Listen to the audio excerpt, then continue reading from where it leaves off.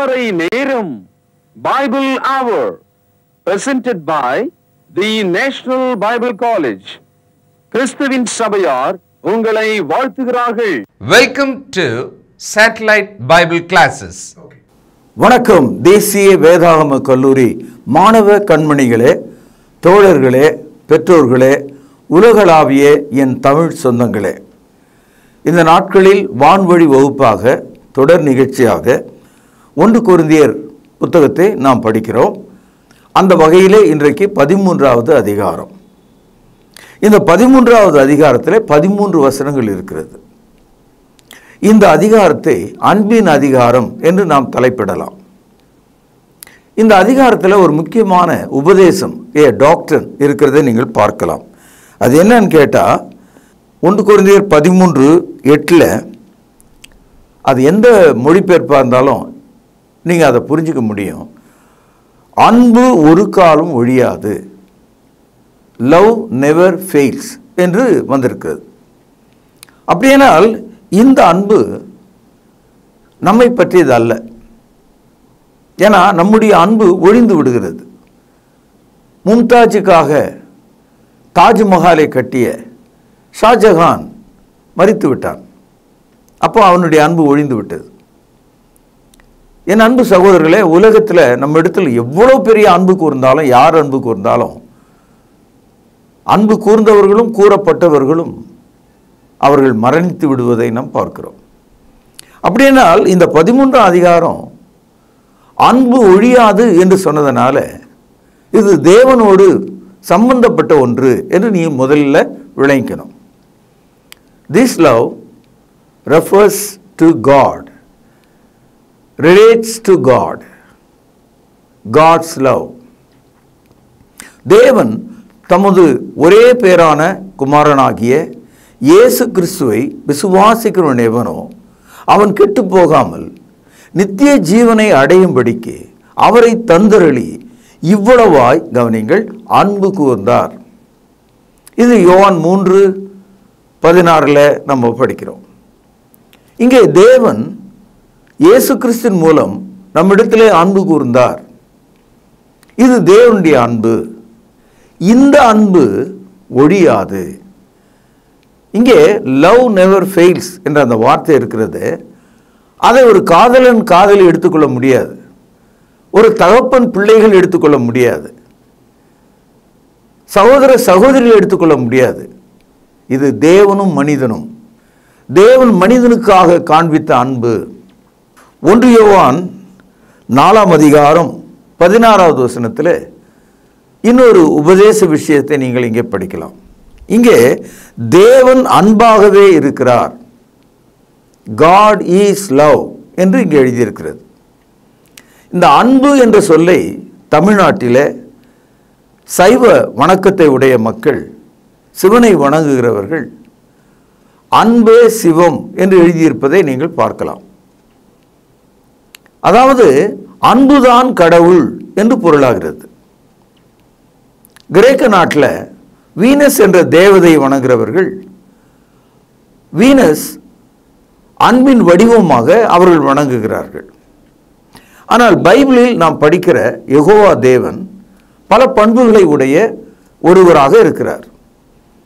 தேவன் பரிசுத்தம் உள்ளவர், நீதி உள்ளவர், கிருபை மிக்கவர், அன்புள்ளவர், பொறுமையுள்ளவர், வல்லமையானவர். இவைகளெல்லாம் தேவனை பற்றிய குணங்கள். These are the characters of the living God. God is holy, God is righteous, God is gracious. இப்படி சொல்லிக்கொண்டே போகலாம். அப்போ ஒரு மனிதன் என்பவன் வேற, அவனுடைய குணம் என்பது வேற. அப்போ தேவனுடைய குணங்களில் ஒன்று அன்பு. அப்படியானால் நம்முடைய நாட்டில் சைவ வணக்கத்தை உடையவர்கள் அன்பை கடவுளாக நினைக்கிறார்கள். அன்பு கடவுளின் குணமாக நாம் கவனிக்க வேண்டும். God is not totally an embodiment of just pure love.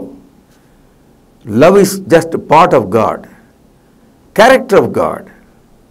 தேவன் கவனிங்கள் அன்பாகவே இருக்கிறார். அவருடைய குணங்களில் ஒன்றாக அவர் இருக்கிறார். சகோதரர்களே, இந்த புதிய ஏற்பாடு கிரேக்க மொழியில் எழுதப்பட்டிருக்கிறது. கிரேக்க மொழியில் 4 சொற்கள் இருக்கிறது. முதலாவது ஈராஸ் என்ற ஒரு சொல். இந்த ஈராஸ் என்பது உடல் இன்பத்தை உருவாக்கக்கூடிய அன்பு, அதாவது உடல் அன்பு, பிசிக்கல் லவ். இரண்டாவதாக ஃபிலியோ அப்படின்னா கிரேக்க மொழியில் சகோதர அன்பு, பிரதர்லி லவ். ஸ்டர்ஜியோ மூன்றாவது வார்த்தை. இதற்கு கிரேக்க மொழியில் நாம் ஒரு சமுதாய குடும்பமாக இருக்கிறோம் இல்லையா, மனிதர்களாக இருக்கிறோம், நாம் ஒருவர் மேல் ஒருவர் காண்பிக்கிற அன்பு. நான்காவது மிக முக்கியமான ஒரு வார்த்தை, அதுதான் புதிய ஏற்பாட்டில் எல்லா இடங்களிலும் பேசப்பட்டிருக்கு, அகப்பே. இந்த அகப்பே என்ற வார்த்தை டிவைன் லவ், தெய்வீக அன்பை குறிப்பிடுகிறது. அதாவது யோவான் 3:16 நாம் படித்தோம், தேவன் இவ்வளவாய் உலகத்திலே அன்பு கூர்ந்தார், தேவன் அன்பாகவே இருக்கிறார். அங்கெல்லாம் அகப்பை என்ற வார்த்தை வந்திருக்கு. இப்போ 1 கொரிந்தியர் 13:8 நாம் படித்தோம், லவ் நெவர் ஃபெயில்ஸ், அன்பு ஒரு காலம் ஒழியாது என்று சொன்னார் இல்லையா. அந்த வார்த்தை அகப்பை. ஏனென்றால் தேவன் ஒழிய மாட்டார், ஆகவே தேவனுடைய அன்பும் ஒழியாது. Since God is eternal, His love also eternal. இப்போ உங்களுக்கு விளங்கி இருக்கும்னு நான் நினைக்கிறேன். இப்போ நம்ம தமிழ் மொழியில் பார்த்தீங்கன்னா இந்த அன்பு என்ற சொல் நம் மொழியில் கூட பல அர்த்தங்களை கொடுக்கக்கூடியதாகவும் ஏராளமான சொற்களை உடையதுமாக இருக்கிறதை நீங்கள் பார்க்கலாம்.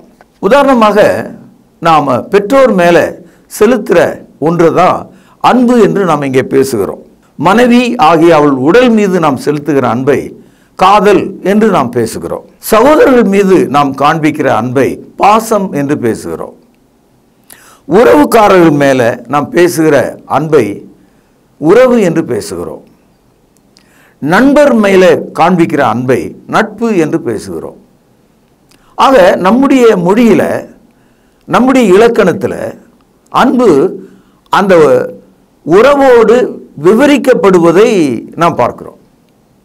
இப்போ பெற்றோரிடத்தில் அம்மா அப்பா, ஒரு உயிரெழுத்து ஒரு உயிர் மெய்யெழுத்து அடங்கிய அந்த அம்மா அப்பா என்ற அந்த சொல்ல அப்படியே அன்பு, அதுவும் ஆரம்பத்தில் ஒரு உயிரெழுத்தோடு தொடங்குறத நீங்கள் பார்க்கலாம். அதே போல் இப்போ மனைவியின் இடத்துல நம்ம காண்பிக்கிற உறவு தான் அழகான உறவு, அது காதல் என்று நாம் பார்க்கிறோம். இப்போ சகோதரிடத்தில் நாம் பாசம் வைக்கிறோம், நண்பர்களிடத்தில் நட்பு வைக்கிறோம். இப்போ நம்முடைய அன்பு நம்முடைய வாழ்வின் விளக்கத்தை கொடுக்கக்கூடியதாக இருக்கிறது. ஆனால் ஒரு ஆச்சரியமான ஒரு தகவல் என்னன்னா, நம்முடைய இலக்கியங்களில் இறைவனை குறிக்கும் அன்பு இல்லை. There is no word to mention divine love. தெய்வீக அன்பை குறிப்பதற்கான ஒரு சொல் இல்லை. இருக்கலாம், அது எனக்கு தெரியாது, இருக்கலாம். ஏனென்றால் சைவ சித்தாந்தத்தில் பாசம் என்ற ஒரு சொல்லை வைத்திருக்கிறார்கள், பசு என்ற ஒரு சொல்லை வைத்திருக்கிறார்கள், பதி என்ற ஒரு சொல்லை வைத்திருக்கிறார்கள். இது மூன்றையும் கலக்கினால் வருகிற ஒரு மொழிபெயர்ப்பு தான் அன்பு என்று சொல்கிறவர்களும் உண்டு. ஆகவே தான் பதி, பசு, பாசம் என்று சித்தாந்தங்கள் பேசுகிறது. ஆனால் வேதத்தில் நாம் படிக்கிற அன்பு கடவுளின் வழிந்தோடும் அன்பு, கடவுளுடைய மனம் உருகி ஓடி வரும் அன்பு. கடவுள் படைத்த மனிதன் கெட்டு போய் மரணத்தின் விளிம்பிலே ஒரு அடி தூரத்தில் நிற்கும்போது அவனை கை கொடுத்து தூக்கி விடும்படியான அன்பு. God's love, it's a saving love. அப்படிப்பட்ட ஒரு அன்பாக இருக்கிறது.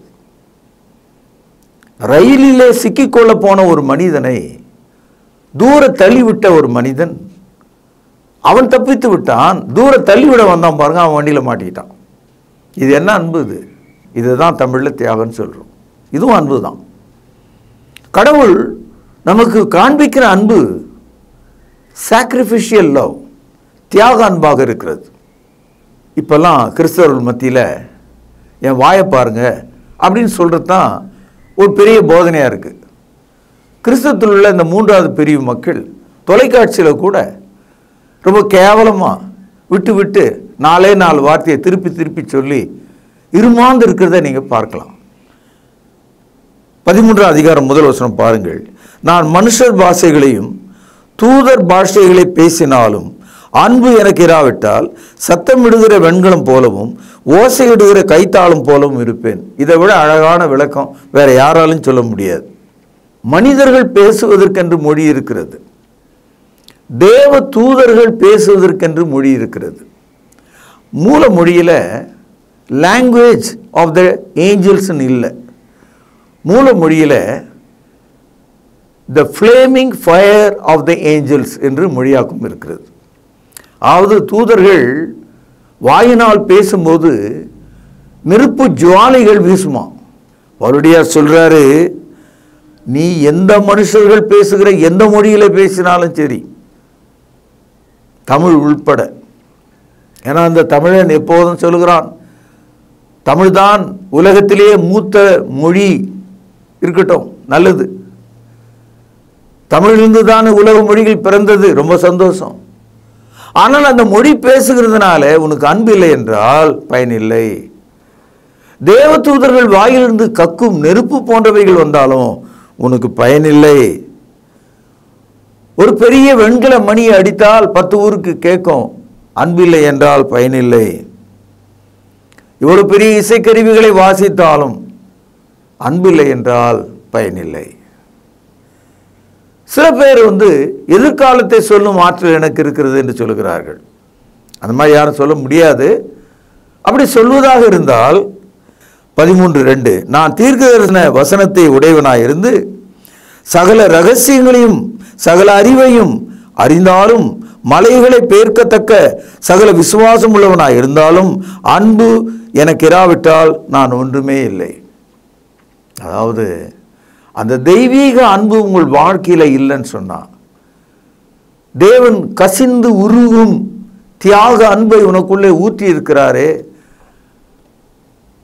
நாம் பாவிகளாய் இருக்கையில், நாம் சத்துருக்களாய் இருக்கையில், நாம் துரோகிகளாய் இருக்கையில் கிறிஸ்து குறித்த காலத்திலே மரித்ததனாலே நம்முடைய இருதயங்களில் ஊற்றப்பட்ட அந்த அன்பு உனக்கு இல்லை என்றால்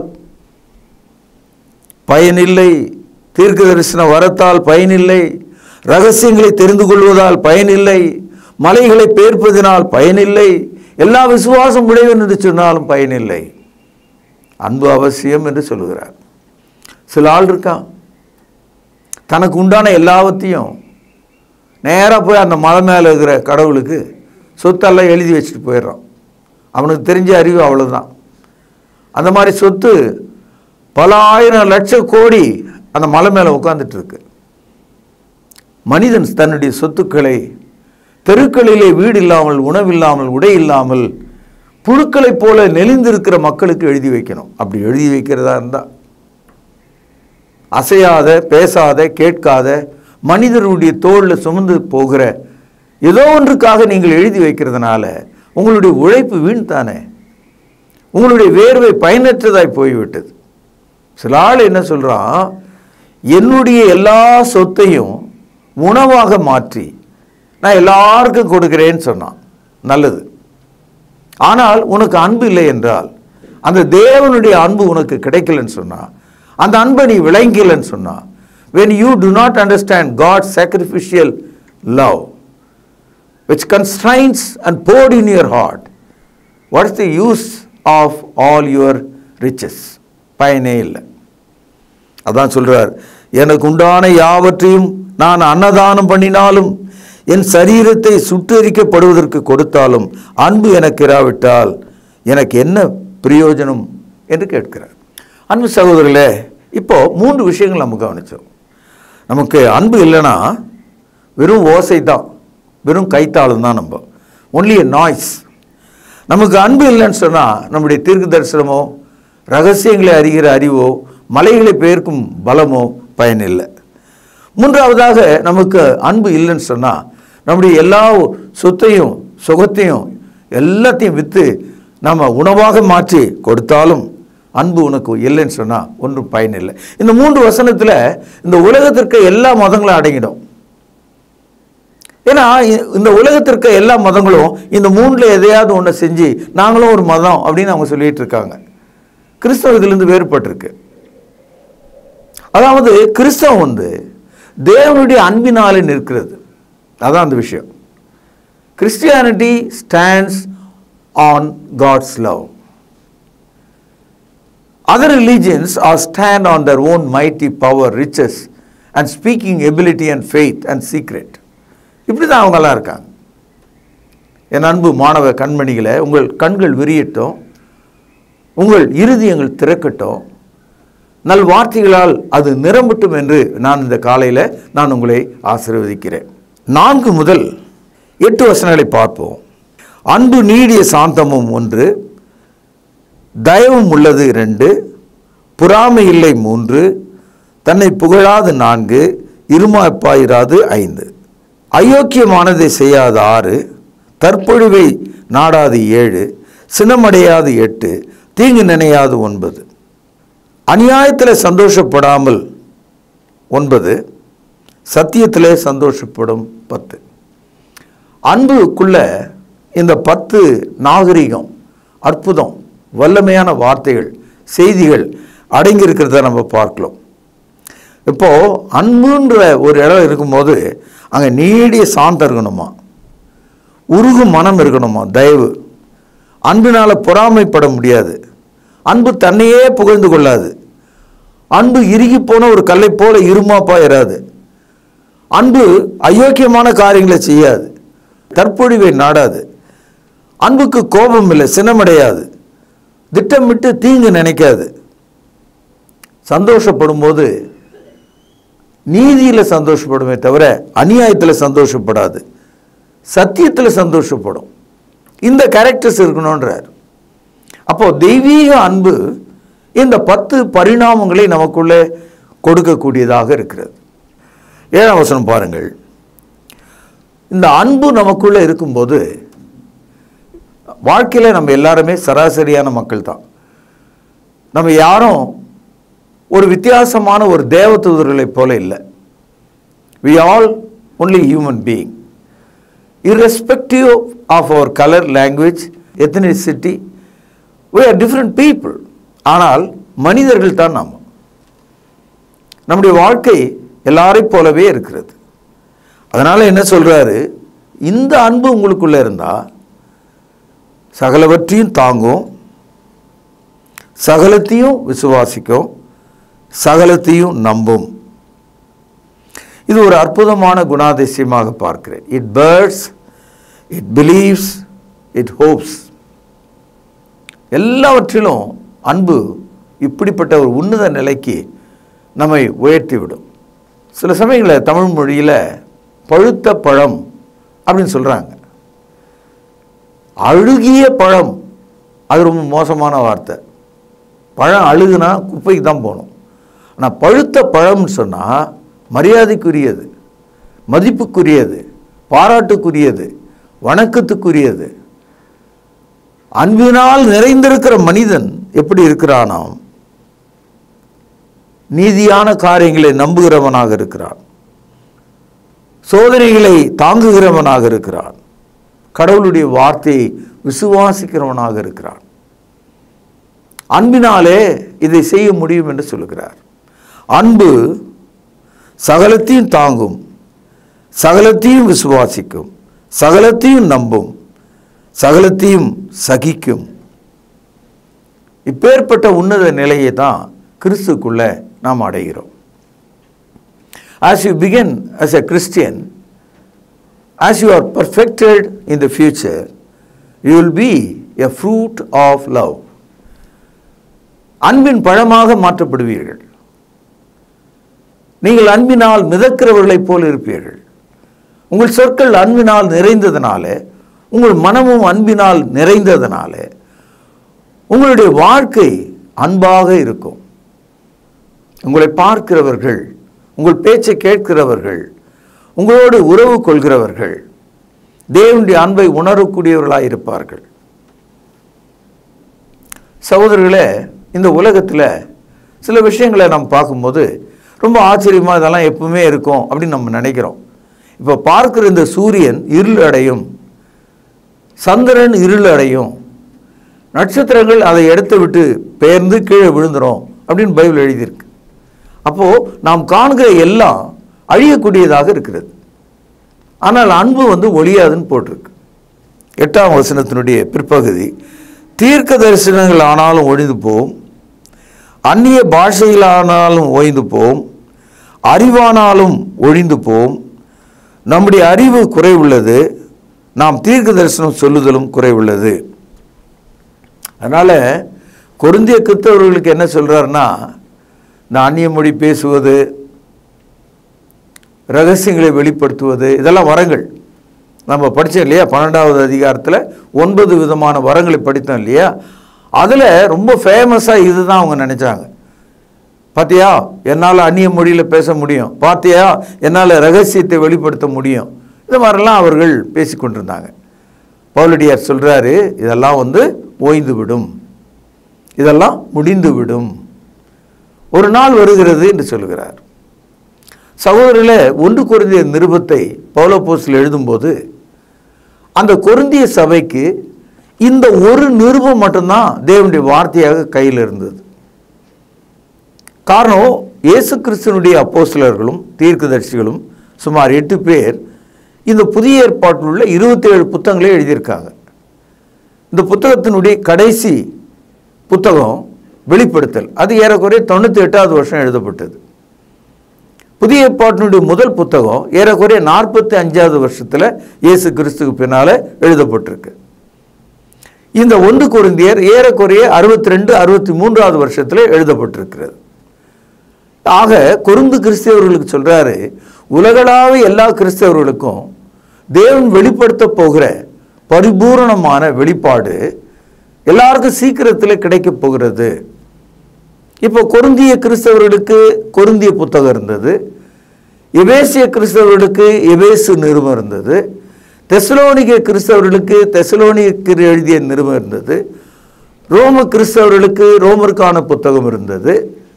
அப்போது அந்தந்த பாற்றாக இருந்த புத்தகங்கள்லாம் நிறைவான தேவனுடைய வெளிப்பாடு வரும்போது எல்லா மக்களுக்கும் எல்லாம் தெரிஞ்சிடும், நீ ஒன்றும் குழப்பிக்கொள்ள வேண்டிய அவசியம் இல்லை. புரிஞ்சுதுங்களா உங்களுக்கு? எல்லாம் இருக்கும்போது நீங்கள் எல்லாவற்றையும் நன்றாக தெரிந்து கொள்ளலாம். ஒரு ஆள் தன்னுடைய முகம் எப்படி இருக்குதுன்றத தண்ணியில் குனிஞ்சு பார்த்தார், ஒரு நீளாட்டமாக முகம் தெரிஞ்சது. இப்போது ஒரு முகத்தை பார்ப்பதுக்கு இன்னொருத்தர் பார்த்து கூட சொல்லலாம்.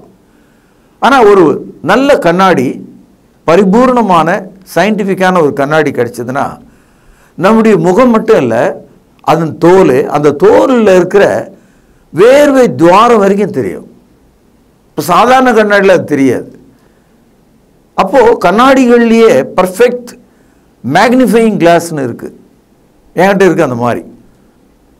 அந்த மாதிரி ஒரு கண்ணாடியில் நீங்கள் முகத்தை பார்த்தீங்கன்னா, உங்கள் கண்ணை கிட்ட பார்த்தீங்கன்னா கண்ணில் ஓடுற ரத்த ஓட்டம் கூட தெரியும். அது மாதிரி எல்லா கிறிஸ்தவர்களுக்காகவும் தேவன் சுமார் 50 ஆண்டுகளில் ஏறக்குறைய இந்த புதிய ஏற்பாடு முழுவதையும் பரிசுத்த ஆவியினால் ஏவி நமக்கு ஒட்டுமொத்தமான ஒரு புதிய ஏற்பாடு கொடுக்கப்பட்டது. இதை தான் அவர் சொல்கிறாரு. 10வது வசனம் பாருங்கள், நிறைவானது வரும்போது குறைவானது ஒழிந்து போகும். when the perfect will come and all the temporary will be vanished. ஆகவே ஒரு வீடு கட்டுறாங்க, அந்த வீட்டை கட்ட கட்ட சாரங்கள் என்று சொல்லக்கூடிய கம்புகளை வைத்து ஒன்றன் மேல் ஒன்று அடுக்கி கட்டி அதை ஃபர்ஸ்ட் ஃப்ளோர் செகண்ட் ஃப்ளோர்னு ஏற்றிக்கிட்டே போகிறாங்க. அந்த வீடெல்லாம் கட்டி முடித்த பிறகு அந்த சாரங்கள் என்று சொல்லக்கூடிய ஆங்கிலத்தில் ஸ்காஃபோல்ட்ஸ், அதாவது அந்த மேல் மெத்தைக்கு போகிறதுக்கு படிக்கட்டு கிடையாது, இந்த கொம்பு வழியாக தான் மனுஷன் ஏறி போகணும். அந்த ரூஃபை தாங்கிறதுக்கு இந்த கொம்புகள் தான் கீழே நட்டு வைத்திருப்பார்கள். உங்களுக்கு தெரியும் இல்லையா, எந்த ஒரு வீடும் சாரம் போட்டு தான் கட்டுவாங்க. ஆனால் அந்த வீடு கிரக பிரவேசம் நடக்கும்போது, அந்த வீட்டுக்குள்ளே மக்கள் போகும்போது அங்கே எந்த சாரமும் இருக்காது. அது வீடு கட்டுற வரைக்கும் தான் அது இருக்கும், வீடு கட்டி முடிச்ச உடனே அதெல்லாம் எடுத்துருவாங்க.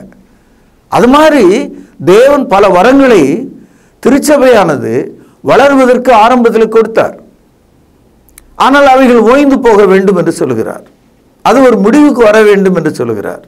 ஏனென்றால் நிறைவானது வருகிறது. அப்பொழுது நீங்கள் குழந்தைகளாக இருக்க மாட்டீங்க. எப்படி ஒரு வீடு கட்டும்போது ஆரம்பத்தில் சாரக்கோள்கள் அங்கே இருந்ததோ, சார கம்புகள் அங்கே இருந்ததோ, வீடு கட்டி முடித்த பிறகு அதை எடுத்துடுற மாதிரி இந்த தற்காலிகமான வரங்கள் நீக்கப்படும். நிறைவானது வரும்போது குறைவானது ஒளிந்து போ. இதற்கு பவுலடியார் தன்னையே ஒரு உதாரணமாக சொல்கிறார்.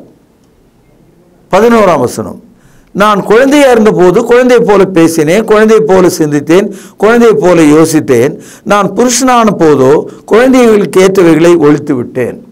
இது எவ்வளோ உண்மையான ஒரு வார்த்தை. ஒரு குழந்தையா இருக்கும்போது நம்ம கையை எதில் வேணாலும் வைப்போம். எல்லா குழந்தைகளும் அந்த குழந்தைகளுடைய மலத்திலே கை வைக்கிறத நான் பார்த்துருக்கேன். அதுக்கு தெரியாது. எல்லா குழந்தைகளும் எதை எங்கே வைக்கணும்னு தெரியாது அதுங்களுக்கு. அது குழந்தை. அது மாதிரி சபை கூட ஆரம்பத்தில் ஒரு குழந்தை பருவத்தில் இருந்தது. அதுக்கு என்னன்னு தெரியல. தேவன் ஏன் இந்த வார்த்தை கொடுத்தாருன்னு ஆரம்பத்தில் அவங்களுக்கு புரியல. அப்போது வசனம் முழுக்க கிடைச்சப்போ நம்ம வசனத்தை பகுத்து படிக்கும்போது சத்தியத்தை விளங்கிட்டோம்.